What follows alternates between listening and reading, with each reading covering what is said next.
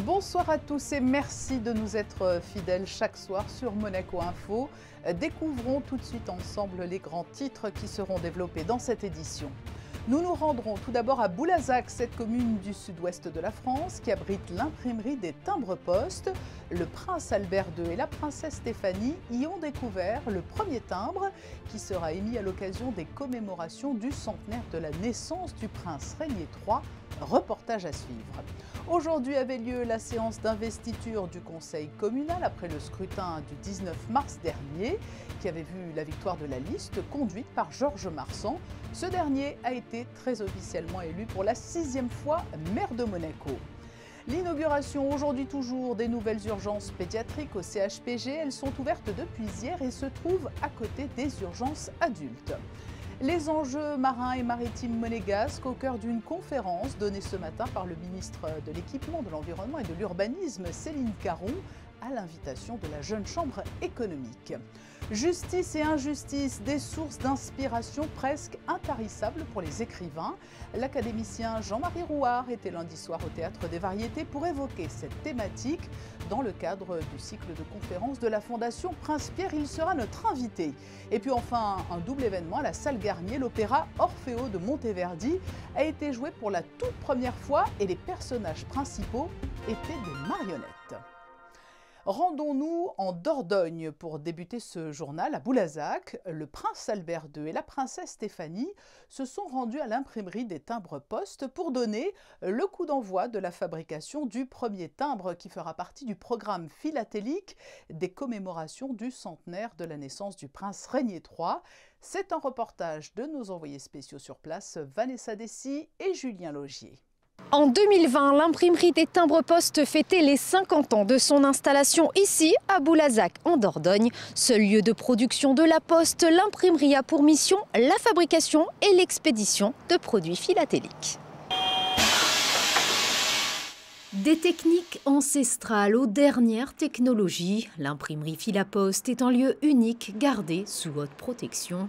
Publication assistée par ordinateur, héliogravure, typographie, sérigraphie. Le site regroupe toutes les étapes de fabrication sur 27 000 m². Un nouveau timbre est émis chaque semaine. Alors, la mission première et historique, c'est d'imprimer bien évidemment les timbres. Donc le titre historique, c'est l'imprimerie des timbres-poste. Pour autant, cette question elle a beaucoup évolué dans le temps et aujourd'hui, au-delà des timbres, on produit beaucoup d'impressions de sécurité liées soit à l'identité, soit à la traçabilité, soit à la fiscalité. Et puis on est également un centre logistique important. Tout part d'ici, toutes nos productions bien évidemment partent d'ici. Et aujourd'hui par exemple, si vous commandez un timbre sur le site de laposte.fr, eh bien votre commande elle est préparée ici, expédiée ici. On expédie 1 million de colis par an depuis cette plateforme. L'imprimerie réalise les timbres pour Monaco depuis le début des années 60.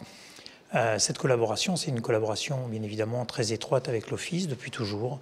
Donc de très bonnes relations, une très bonne connaissance des compétences réciproques et puis donc des échanges qui permettent d'innover en permanence autour des produits. La collaboration avec la principauté est historique. Leur Altesse Sérénissime, le prince Albert II et la princesse Stéphanie ont pu notamment visiter l'imprimerie des timbres-poste et signer le bon à tirer du premier timbre faisant partie d'une longue série en hommage au prince Régnier III. Nous en avions discuté avec les équipes de Filaposte qui voulaient inviter le prince depuis un certain temps et on a trouvé que l'opportunité de la commémoration du centenaire Régnier III était l'occasion idéale. C'est vrai qu'on collabore au quotidien avec les équipes de Filaposte puisque ce sont eux qui impriment la totalité des timbres de Monaco. Pour les timbres Régnier III plus spécifiquement, le processus a été un petit peu différent puisque toutes les maquettes ont été au préalable approuvées par le comité de commémoration Régnier III, dont la princesse Stéphanie est la présidente, ainsi que le prince Albert II, donc qui ont validé eux-mêmes les maquettes. À l'occasion des commémorations du centenaire de la naissance du prince Régnier III, le premier timbre-poste du programme philatélique 2023 représente la Constitution. En effet, après avoir pris la tête du pays en 1949, la modernisation de la Constitution, jugée inadaptée à l'époque par la population monégasque, a fait partie de la feuille de route du prince Régnier III. Véritable père de cette nouvelle constitution, elle est promulguée le 17 décembre 1962. Il a dû faire face évidemment aux défis d'une relance économique, aux défis d'une modernisation des relations avec la France, le défi de la reprise en main de la société des mains de mer. Et ce défi institutionnel n'était pas des moindres dans une période où les rapports n'étaient pas aussi apaisés que ceux qu'on connaît aujourd'hui entre le Conseil national et le pouvoir exécutif. Les archives du Palais ont pris toute leur part en fournissant des visuels aux graveurs qui a ensuite donc représenté évidemment le prince en train de promulguer la Constitution, de la commenter sur les ondes de Radio Monte-Carlo et devant les caméras de Télé Monte-Carlo et devant évidemment les élus monégasques, les élus du Conseil national dans la salle du trône. Et évidemment la signature au bas de la Constitution du prince régnier est reproduite sur ce timbre. Donc un timbre qui célèbre le prince bâtisseur évidemment on le connaît par l'élan urbanistique de Monaco sous son règne, mais aussi bâtisseur de ce qui constitue encore aujourd'hui les bases du fonctionnement institutionnel de la principauté. Le 31 mai prochain, l'Office des timbres de Monaco procédera donc à la mise en vente de ce timbre. Il sera imprimé à 40 000 exemplaires. 10 autres timbres seront ensuite inscrits au programme philatélique 2023 avec une émission spéciale en janvier 2024 qui clôturera la commémoration du centenaire de la naissance du prince Régnier III. Et le jour de l'émission de ce premier timbre, le 31 mai, je vous rappelle qu'une grande fête sera organisée sur tout le Rocher, une grande fête populaire à laquelle monégasques et résidents sont invités pour marquer très précisément la date anniversaire des 100 ans de la naissance du prince Régnier III. Le 19 mars dernier, la liste conduite par Georges Marsan aux élections communales était élue au premier tour de scrutin. Un peu plus d'un mois plus tard, le nouveau conseil communal a été officiellement investi lors d'une séance que vous avez pu suivre sur notre antenne ce matin et dont voici le résumé signé Juliette Rappert et Lionel Bernardi. Je vous propose de passer au vote. C'est devant plusieurs personnalités de la principauté que le conseil communal a voté à l'unanimité et pour un 6e mandat consécutif le maire Georges Marsan. Pour ce nouveau mandat de 4 ans, le maire est accompagné de nouveaux conseillers communaux, Madame Nathalie Vacarizza, Monsieur Jean-Luc Puyot, Madame Nada Lorenzi et Monsieur Georges Gambarini.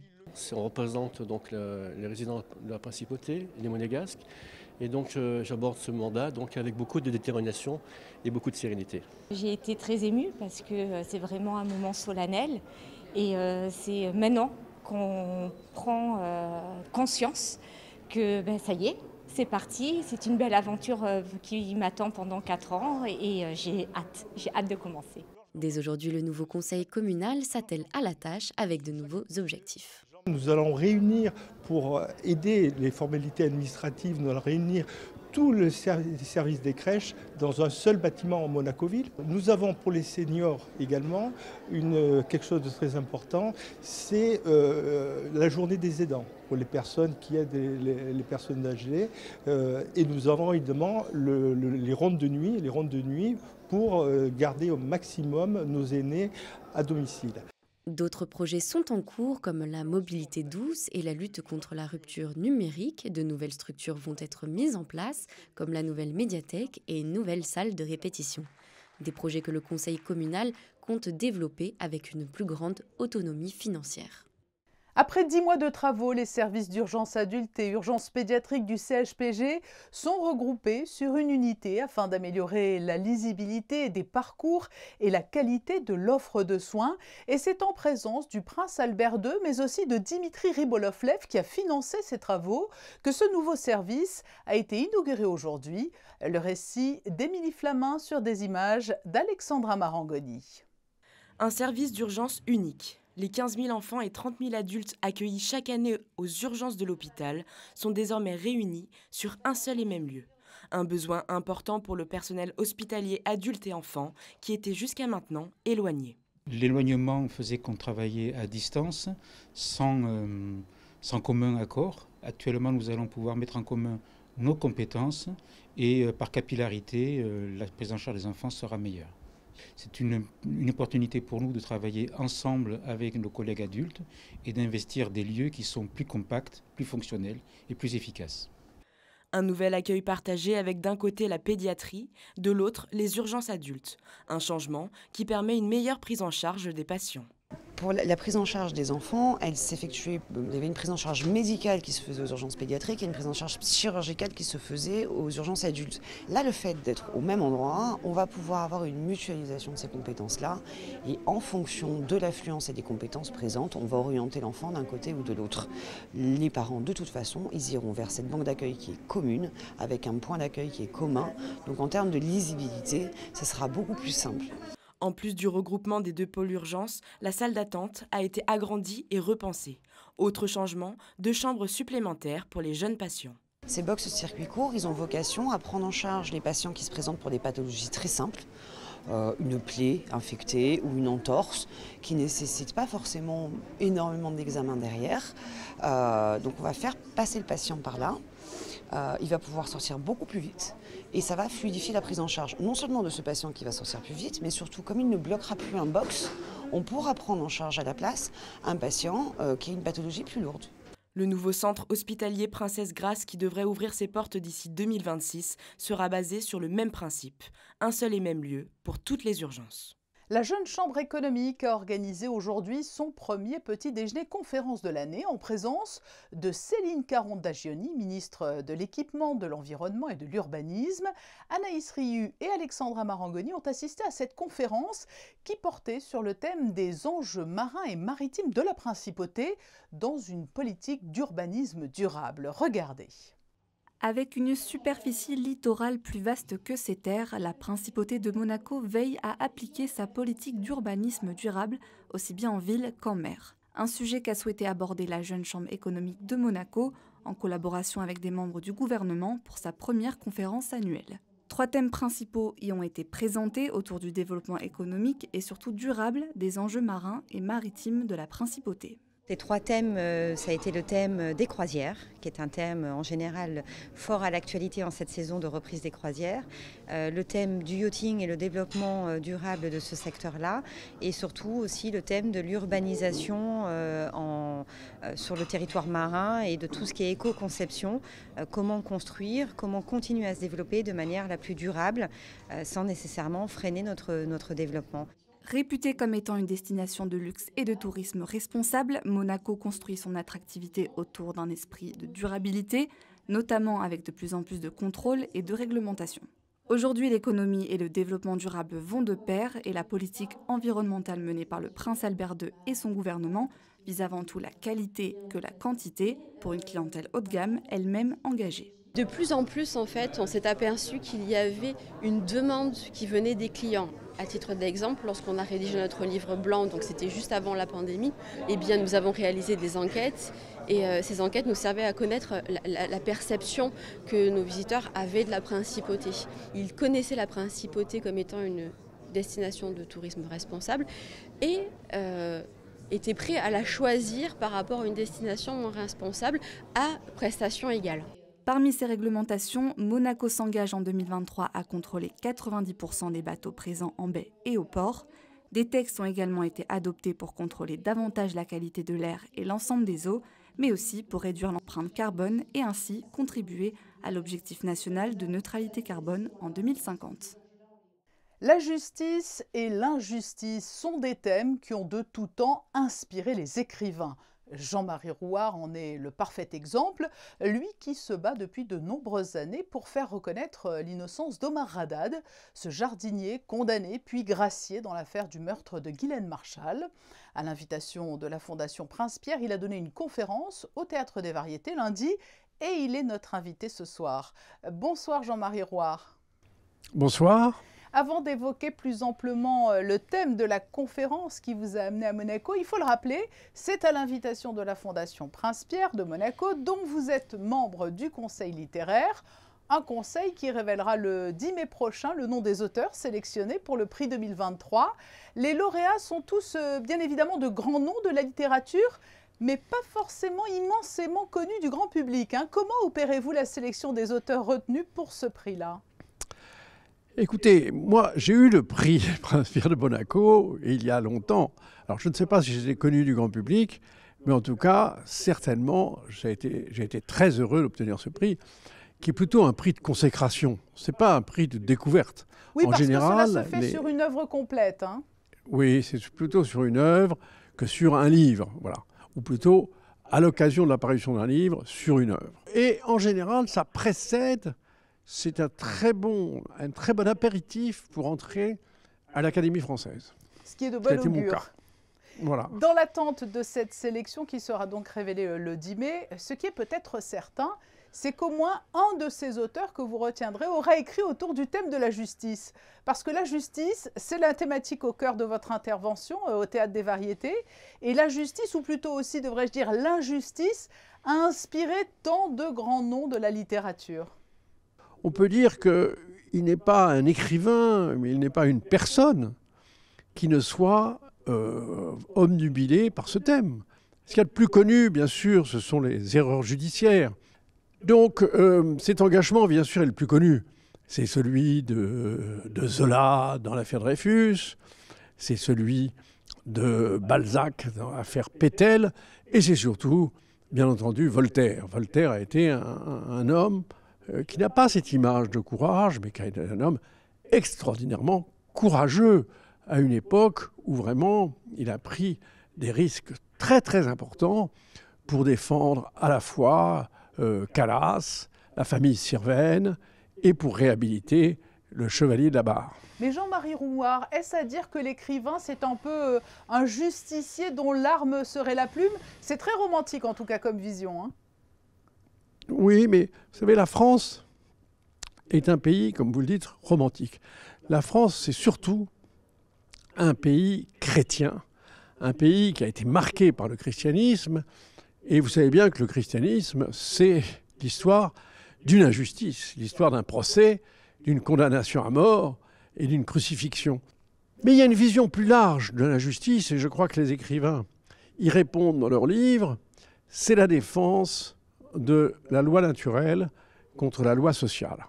Oui, c'est-à-dire qu'au-delà de l'injustice, il y a effectivement la poursuite du rêve d'un monde peut-être plus juste chez l'écrivain. Il y a une phrase de Mauriac que j'aime beaucoup. Il dit « Je ne pourrai jamais être heureux en amour, car quand j'écris une lettre d'amour, j'écris aussi la réponse. » Eh bien, c'est une forme d'injustice quand on est amoureux, de ne pas trouver toujours une personne en face de soi qui réponde exactement à l'amour qu'on lui porte. Et c'est une forme de l'injustice. Merci Jean-Marie Rouard d'avoir répondu à notre invitation. Merci. Et lundi prochain, c'est une rencontre avec le compositeur britannique Julian Anderson, président du conseil musical de la Fondation Prince-Pierre, qui sera proposé à 18h30 au Théâtre des Variétés. L'Orfeo de Monteverdi a été donné hier à l'Opéra, un double événement puisqu'il n'avait jamais été joué à Monaco et parce que les personnages principaux étaient des marionnettes accompagnés par les musiciens du Prince et des chanteurs. Le reportage de José Sacré et Lionel Bernardi.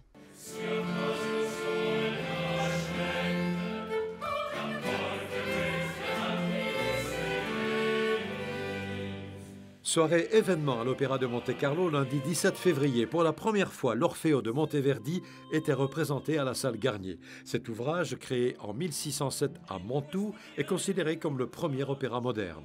Et ça va révolutionner complètement l'histoire de l'opéra et du mélodrame. C'est le début de ce qu'on appelle le recitar cantando. C'est une manière de unir le texte, comme un acteur peut le dire, et la musique, avec l'invention de la monodie. C'était une manière tout à fait nouvelle de faire devenir protagoniste le texte. Et le sujet Orfeo, c'est un sujet classique naturellement, mais c'est parfait pour ce début de l'histoire de l'opéra.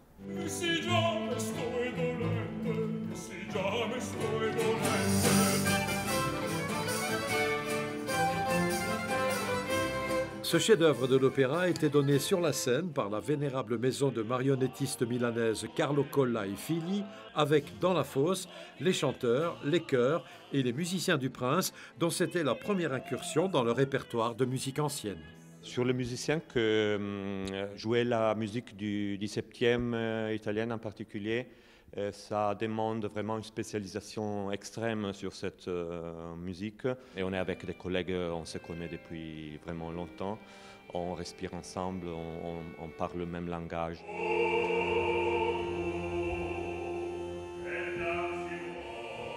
Un seul regret, il n'y a eu qu'une seule représentation d'Orfeo de Monteverdi à Monaco. Il faudra aller au Festival de Pentecôte de Salzbourg pour revoir ce magnifique spectacle.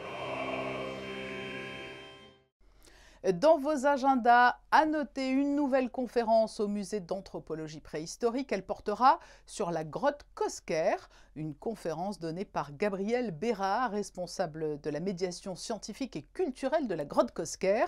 Cette conférence sera proposée le 11 mai à 18 h au musée. Le temps est au beau fixe depuis dimanche. Cela va-t-il durer demain, mercredi? Eh bien, réponse tout de suite avec vous, Frédéric Hélion. Grand soleil, Patricia, peu de nuages dans le ciel et un vent léger. Côté thermomètre, il fera 12 degrés le matin et 19 l'après-midi. Mercredi 19 avril, n'oubliez pas de souhaiter une bonne fête à toutes les Emma. De belles nouvelles donc du côté du ciel. Je vous donne rendez-vous demain à 19 h pour un nouveau journal. Nous évoquerons notamment la tenue de la Five Paddle Cup, la première du nom, qui se déroule actuellement au Tennis Club d'Aise. Et c'est d'ailleurs la thématique des photos de fin de cette édition. Très belle soirée à vous. À demain, 19 h.